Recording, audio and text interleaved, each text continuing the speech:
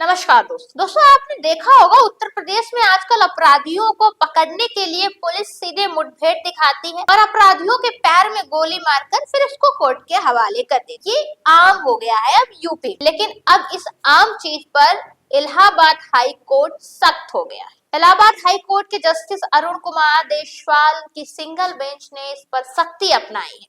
उन्होंने कहा कि अपराधी को सजा देना पुलिस का काम नहीं है, न्यायपालिका का काम है। उन्होंने कहा कि क्या यूपी के डीजीपी और गृह सचिव को कोई मौखिक या लिखित रूप से कहा गया है कि मुठभेड़ दिखा के आरोपी को आप सजा दे दीजिए, उसके पैर में गोली मार दीजिए, इसके बाद उसको कोर्ट के हवाले कर। क्या पुलिस अब कानून से बढ़कर हो गई? ये सवाल जस्टिस अरुण कुमार देशवाल की बेंच ने किए और उन्होंने कहा कि अगर यूपी में इस तरीके के एनकाउंटर नहीं रुके तो सीधे एसपी और एसएसपी के ऊपर सख्त कार्रवाई की जाएगी और अवमानना लगाई जाएगी। क्योंकि अभी तक आपने उत्तर प्रदेश में देखा होगा कि कोई भी चोर है, मर्डरर है या कोई भी अपराधी है, उसको सीधे मुठभेड़ दिखाते हैं, पैर में गोली मारते हैं और कानून के हवाले कर। उसके बाद कहते हैं पुलिस मुठभेड़ में अपराधी को, पुलिस वालों की अपनी जान बचाने के लिए अपराधी के पैर में गोली मार दिया। लेकिन जरा दोस्तों सोचिए, जिस तरीके की मेथड अपनाई जाती है, क्या कोई भी पुलिस वाला जो छोटी छोटी घटनाएं होती हैं जिलों में, उन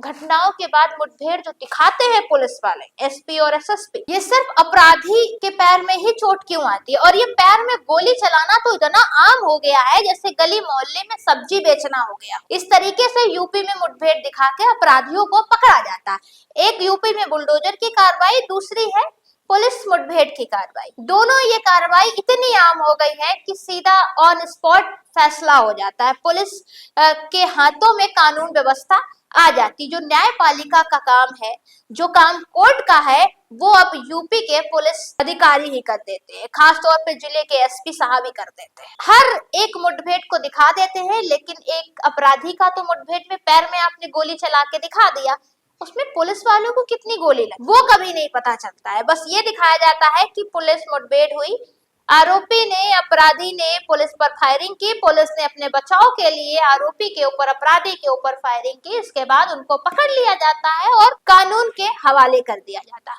फिलहाल अब इलाहाबाद हाई कोर्ट इसको लेकर सख्त है। उन्होंने साफ शब्दों में कहा है कि यूपी के डीजीपी, गृह सचिव इस पर ध्यान दें, क्या आपको कोई मौखिक या लिखित रूप में कुछ कहा गया था? और अगर आप इस तरीके की कार्रवाई नहीं रोकते हैं तो जिले के एसपी और एसएसपी पर कार्रवाई होगी।